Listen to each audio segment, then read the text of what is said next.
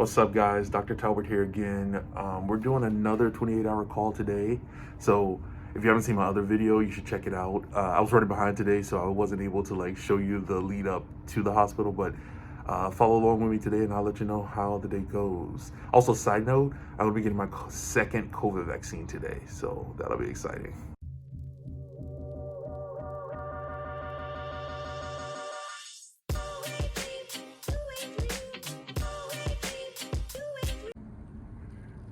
And this is our team room, and it's getting messier by the day. So yeah, this is where we'll hang out for the day as we take new admits and respond to in-hospital emergencies. All right, so I'm in the tunnels right now, running to morning report because since I was running late today and because I already getting late today anyway, I'm completely behind, so I'm basically gonna miss the entire morning report. But let's hope I don't get fired by my chief resident. Guys, so I'm in the team room right now.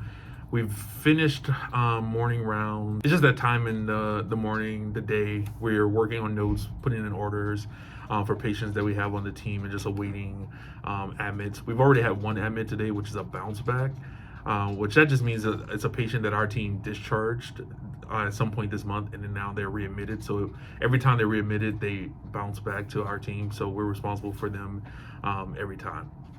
And he's just a guy who has really bad heart failure and kidney disease, who's volume overloaded but doesn't really respond well to diuresis. So it just makes it tough to maintain his fluid status. So yeah.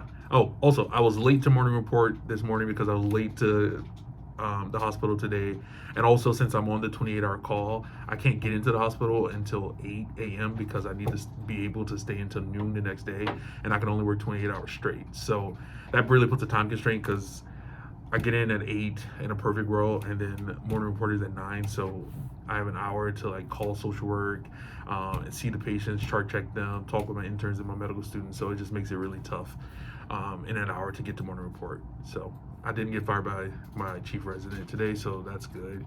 So yeah, so we'll just keep waiting for admits and we'll see what happens today. All right, guys, it's a familiar scene. Dr. Talbert here again, getting my second COVID shot.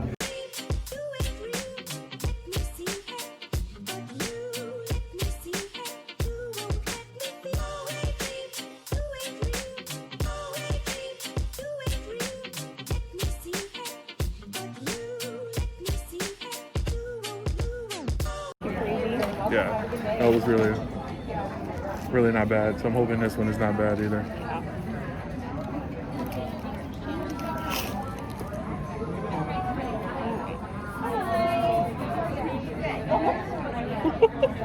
Try that again. Of course, you get me on video.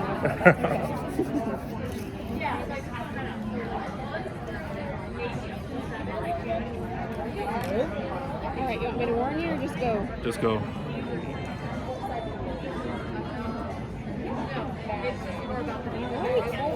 We get you a bandage here. You get your sticker. I got my sticker. That's the most important part. All right, guys, update. Right now, I'm running to clinic really fast because there's some urgent paperwork that needs to be signed for one of my clinic patients. So I dropped off the co-patient with one of the other upper levels while I do this. Hey guys, so it's been about 6-7 hours or so from my second COVID shot, and so far I'm feeling okay. My arm is starting to get sore, but otherwise don't really have any other symptoms.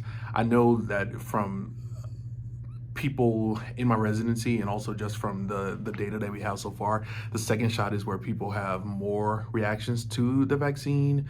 So the typical reactions are like body aches, chills, fevers, kind of flu-like symptoms, and then also of course we've had those few people that have had allergic reactions, which I don't necessarily think are more predominant with the second shot if you didn't react to the first shot. So we'll keep monitoring and I'll let you guys know how it goes. All right, guys, back for an update about the day. It's been actually kind of a busy day.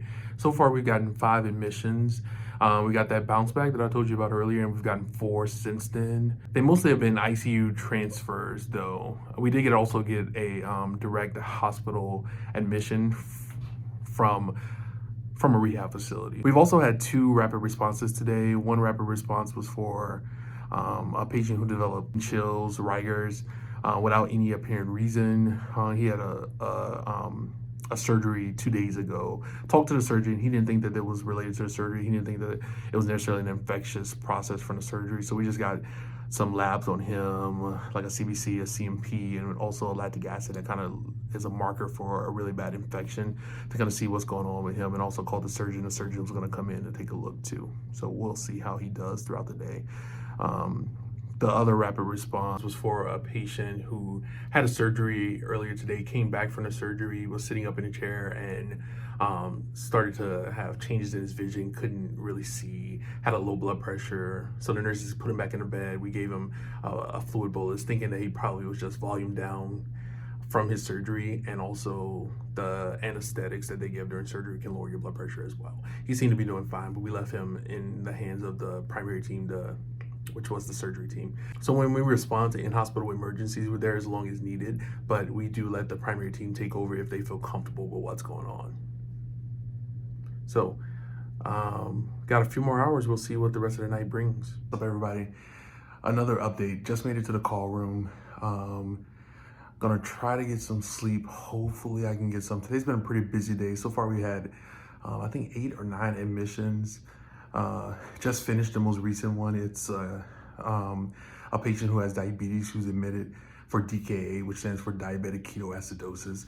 So basically what happens is when you don't take your insulin and you're an insulin dependent diabetic, your body basically goes into starvation mode, because without the insulin, you can't use the energy from your food and from your glucose. So your glucose goes really, really high because you can't drive any of that sugar into the cells.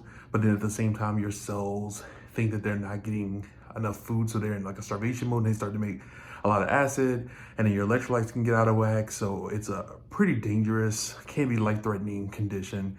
Thankfully he's not so far bad off, but we're doing the DKA protocol for him, so insulin through an IV, and then labs every few hours to make sure he's stable, and haven't had any more of the rapid responses since the last 2.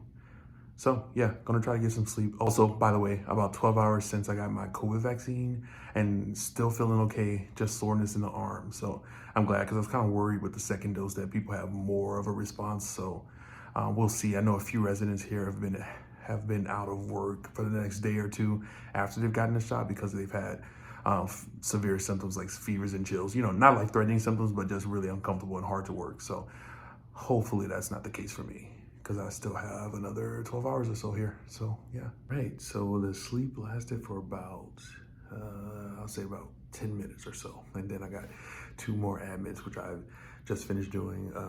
A guy with recurrent C. diff, and a guy who fainted earlier today. So we're working both of those guys up and treating appropriately. I want to try to sleep again. All right, I'm doing my early morning pre-rounds.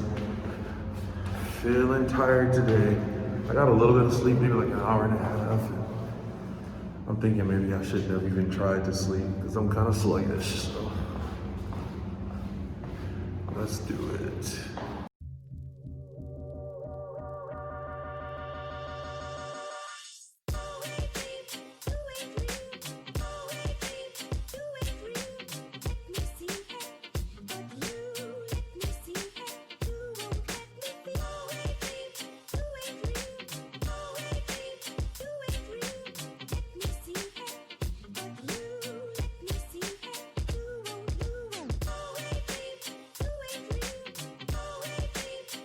Peeps, I am finally out of the hospital.